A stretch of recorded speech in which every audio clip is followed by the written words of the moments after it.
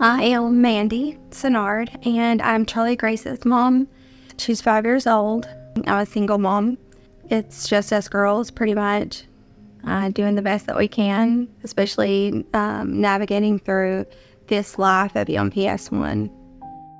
I was excited to have a little girl, of course, but also nervous. And I remember worrying about maybe if she grew up and went down the wrong path, or if she made the wrong choices like that teenagers do, like sneaking out and hanging with the wrong crowd. And I think that was kind of a slap in the face with her diagnosis, realizing that even not ever doing those things and making those mistakes that other kids could make, and that you think is like every parent's worst nightmare, knowing that she's not even going to be able to, make those choices.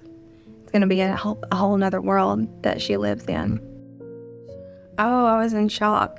It was not planned.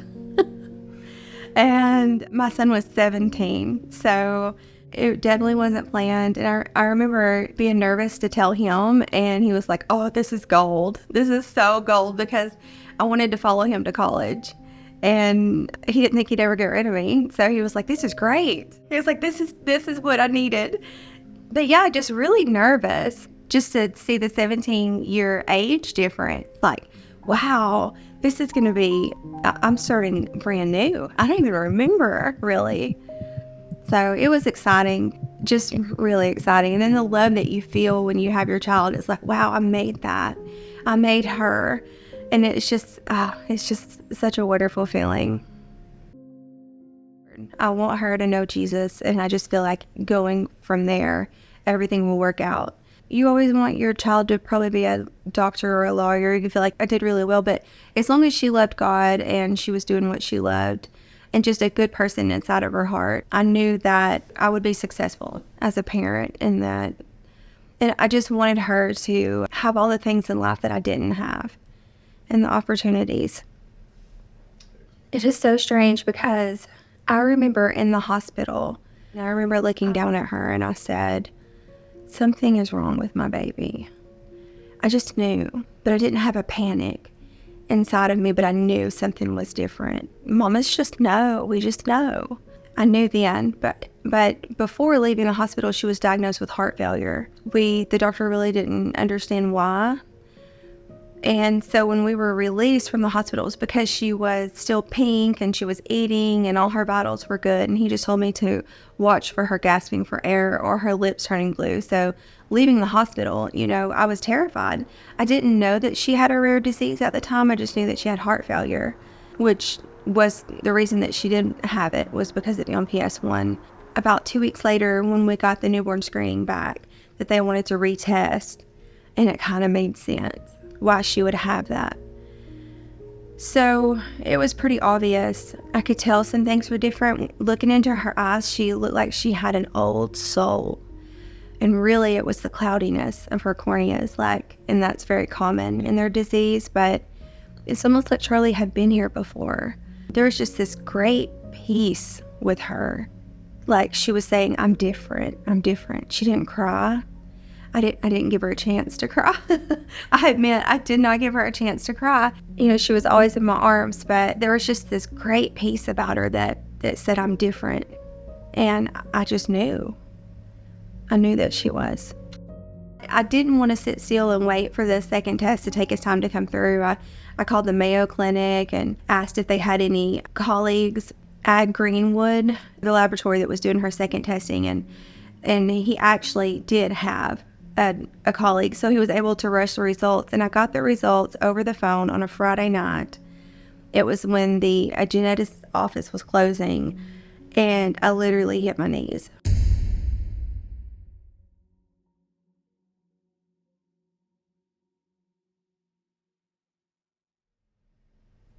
You just think there's no way. Come on, it's rare. Come on. Not us, not my baby. How could that even be possible? I really believe she was just a carrier. Had to be just a carrier. So I hit my knees. I stayed down for a long time. I was devastated because we're already limited with me being a single mom. We're so limited financially. I mean, even Charlie's just simple opportunities are limited. The insurance struggles, you need certain insurance to go out of state because there's only 3 main hospitals in the U.S. that know about MPS1. I felt very guilty that Charlie was starting out life a statistic, with just a mom. And so I carried a lot of guilt with that. And I said, I am not going to keep her from getting the treatment she deserves just because I happen to be a single mom. So a fire was within me, and I was going to have her transplanted at one of the 3 main hospitals. I was going to make it happen no matter what.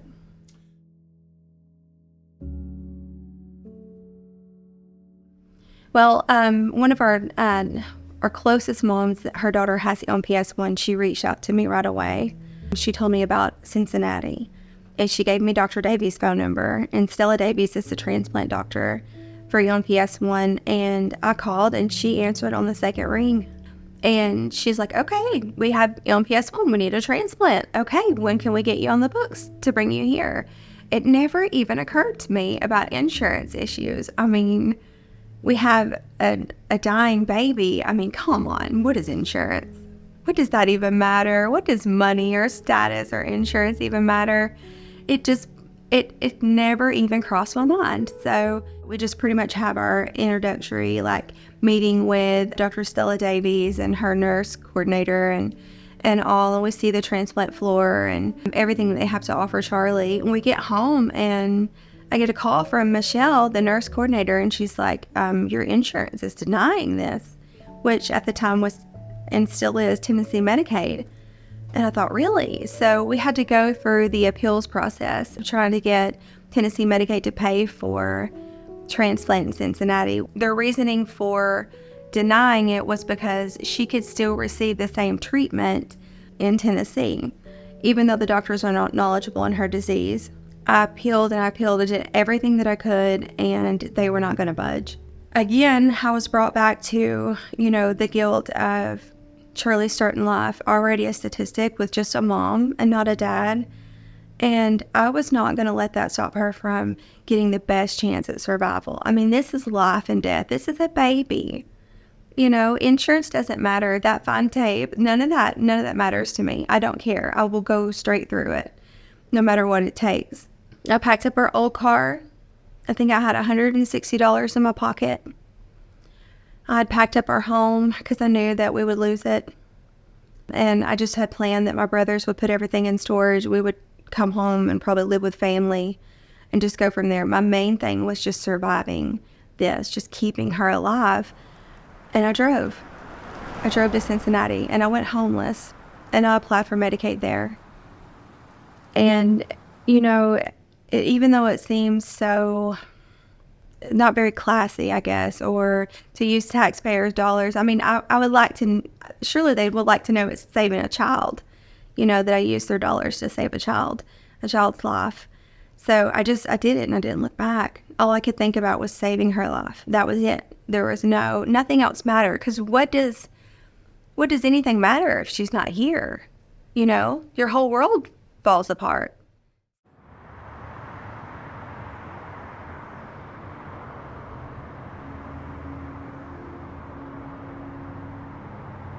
I guess one of the advantages of not coming from much and not having much is knowing that, there is always Medicaid. But when it comes to your child, possibly dying, nothing matters. Not your home, not your car, not where you live, who you have.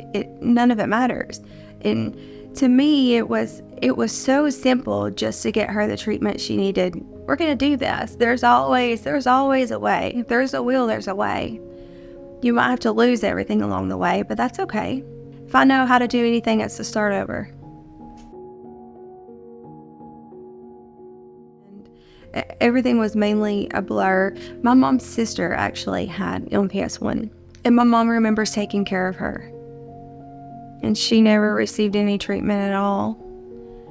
So she died at the age of 8 years old. A massive heart attack, but she never learned how to walk or sit up on her own. She was blind and she was deaf.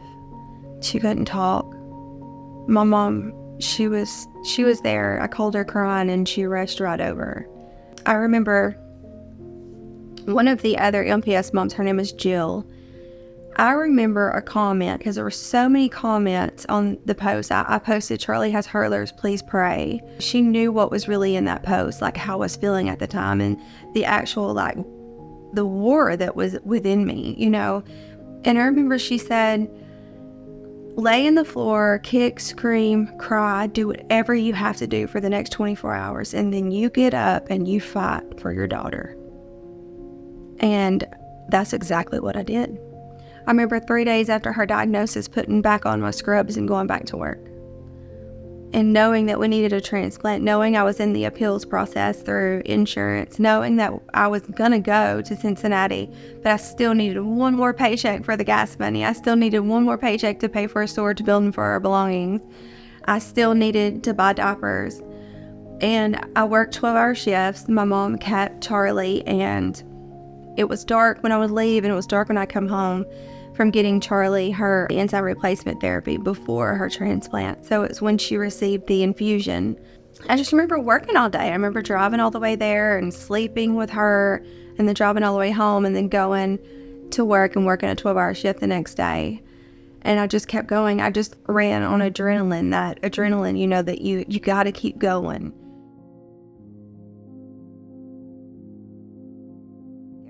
That enzyme that she's missing, the IDUA, is derived from hamsters. It is made into an infusion for our kids. It does not pass the blood-brain barrier, so it does not help her brain, but it would help her body. She received that before transplant and a few times after transplant, but she didn't receive it going forward. She did develop a little bit of allergy to it, so that was a little scary. I wanted to be able to go back to ERT to use. I just discontinued the ERT and stuck with the enzyme we made going forward from transplant. Charlie's had 7 surgeries, and it was central line and port replacement. The central line's needed for medication and chemotherapy. So the chemotherapy just strips away like all of your white blood cells, your red blood cells, everything. I mean, it leaves you pretty much at death's door. And then you receive the bone marrow or the cord blood, and it helps you to rebuild your cells. And you're rebuilding the donor cells, though. And should that not take place and you're not making those, your body rejects that, then there is death.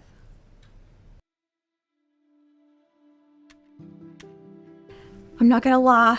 Most days I'm thinking, holy moly, how am I going to do this? Financially, it's just so hard because I have been a single parent for so long. It's been one thing after the other. So mainly it's the financial aspect of it. For us, like, our vehicle's really old, so getting to Nashville is an issue. But I'll always make it happen, of course. But there's so many doctor's appointments, and just annually keeping up with how she's doing, or any new issues, like with her bones, orthopedic issues, and now she has carpal tunnel issues, and I know that we need to go to the doctor for that. It's always something. It's really hard to keep up with. It's hard. I see the other MPS families that get to go to the 3 main hospitals, and they have a nurse coordinator that coordinates their visits. They have like so many visits in a week, and they see all the specialists that their child needs. And Charlie and I don't have that.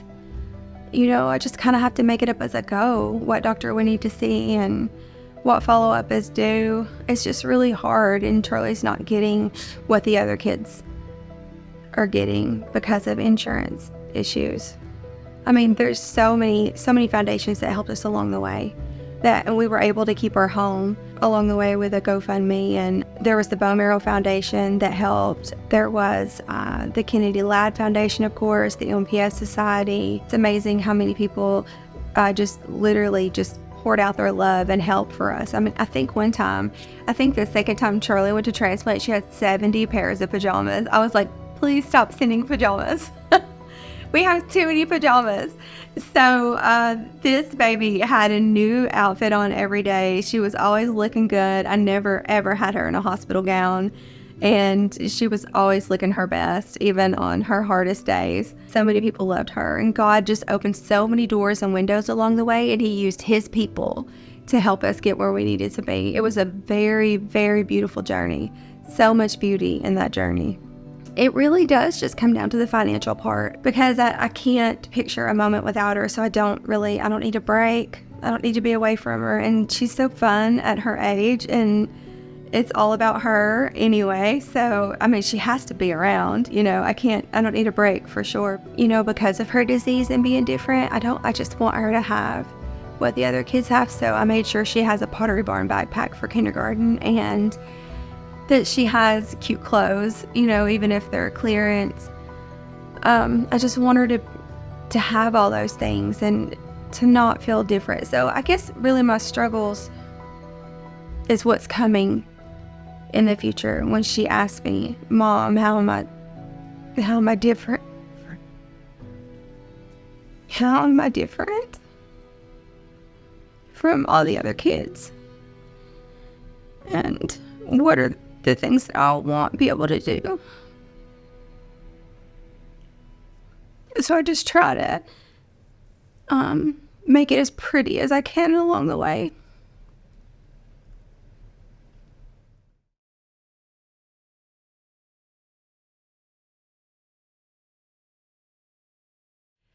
We started kindergarten this year, and I've noticed that just stepping up on the curb, like from the street to the curb to get to the school, through the, to walk on the sidewalk inside, I've noticed that she struggles to get up on the curb. So in the line, the drop-off line, I got cars behind me, so I'm kind of nervous, and I'm trying to make it quick. I always help Charlie out of her car seat, whereas I think other kids her age can do it on their own. I help her out, and then I'll have to kind of I'm the crazy mom flagging down the gym teacher that's like, hey, can you help her up on the curb? Small things like that. And then her running to me at the end of the day, I'm like, Charlie, and then I see her running towards me, and her little legs are going in, and I'm just like, oh, she's going to fall on the pavement any minute.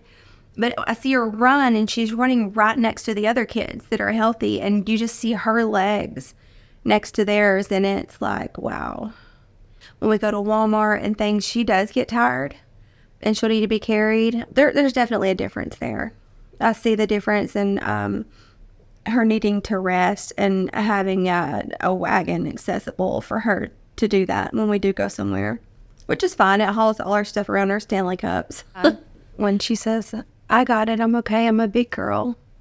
I'm okay, Mom, I'm a big girl. I know I've done something right. The suffering is definitely alone. I'm alone in that. I just don't fit in really anywhere. And then you come home and everyone says, oh, she's different. It's going to be different for her. I'm telling you, just wait and see. It's going to be different for her than it is for the other kids. And that's not true. No one seems to really grasp the whole reality of her disease and what it does mean in the future. And I don't have a choice but to, because I have to keep my sanity about me. And if I live in denial about things, how am I going to be any good to her? So I think taking care of my mental health is huge. I do have a therapist. I take antidepressants. I'm pretty sure a lot of us MPS1 moms take antidepressants. Taking care of my mental health is very important, just to be strong in the future for when we have surgeries. And when she does get worse, I need to be strong, because it's a lot to carry. But I haven't figured it out completely yet. Mostly I lean on God. He has just been a way maker for us this whole way through. So he definitely comforts me. When Charlie was first diagnosed and we went through and she survived her first transplant, I was like, oh my gosh, the sky's the limit in this world. We are alive. We are going to do this. And I'm going to advocate. I'm going to do everything I can. And I'm going to definitely put my mark on MPS1 and how thankful I am for everyone's support. And I came home, this cloud of sadness and a little thing called PTSD was very big over me. And it wasn't as beautiful of a process as I thought. I think I was just the intensity of your child could die any minute for months on end, it made me a complete lunatic. And I never did do those things. It was really just trying to get through each day. It took years for me to heal, to be even normal. There's beauty in the journey. It's not all just sad. It's really not. I mean, there's so much beauty in it. It does seem like a really lonely, cold place to be because you're just a statistic all the way around. Single mom, everything, it sets you apart. It makes you different, for sure. It's still beautiful over here. My kid she still makes me the happiest mom in the whole world. I'm normal. I like the things that, other families like, and so does Charlie. We're the same, really. We're just girlfriends that living together, and it's just us. And we have a lot of pink, and I don't know. It's okay over here, really. Anytime to go to do anything, I gotta make sure Charlie has, juice, snacks, just like other kids, I guess, but just to make sure she has a resting place. When we get to a point, am I able to get her back by myself? Because she may not be able to do it. So those are things that I have to keep into consideration. I hope and I dream that Charlie girl, I hope that she has a sense of who she is and acceptance in that, and that she likes who she sees in the mirror, and that she knows who she is in her heart. And that's something I work with her a lot. And that's so important for her to live her best life. She's just got to be happy with who she is. I just hope that she's able to see the beauty in everything, and it's okay to be different, because it really is. We're the ones that may have had this mindset of, that we go to college, then we get married, then we have kids, we go on vacation. I mean, those are all things that we hope that we get. But the reality is that's not even why we're even really here, and we are here to serve God. Those are just extras. And so we get to have fun too. It's just going to be in different ways.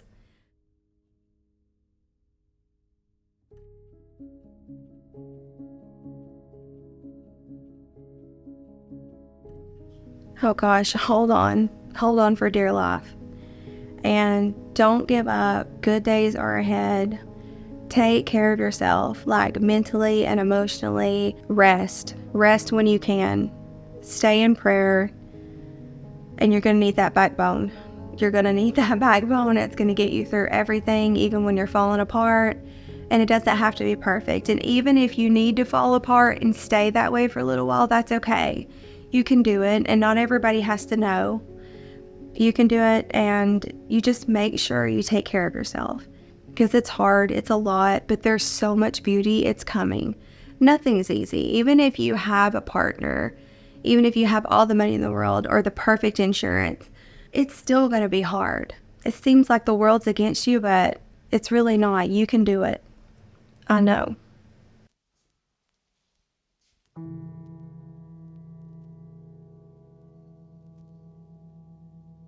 mean, we have a few that have made it into their late 20s. Mentally, they have regressed. I don't think that they're right on track with a 28-year-old mentally. That was something that was hard for me to grasp, was where is that mental part at? Where is she going to be? How smart is she going to be? And when does the disease start affecting her brain? When does she start going down a little and stays at that age? She doesn't really seem to get older. In our MPS mom and dad group, I wish there were more videos of our kids just talking and interacting so that I could see more of what to expect with Charlie. I know that she's so extremely intelligent right now. I don't know what she's going to be mentally. As far as her life expectancy, I haven't been given a complete number. I know that after 20 years old for her to make it past 20 years old is not exactly expected. So anything behind that, is definitely a gift, and we'll have to replace her hips again. And then corneal transplant for her eyes as a teen when she starts to go blind. We'll have those issues. I know because we have them now. And then her heart, like she'll have heart surgeries coming up. So her life expectancy, I mean, really, it's about how long her body can keep up with her lack of enzyme. My dream is that Charlie and I will go together, that we will pick out our wheelchairs together, and when it's time to say goodbye to this world, that I'll be an old lady and she will be ready to go with me, and that we'll never be without each other. So I don't know how long I'll have her, but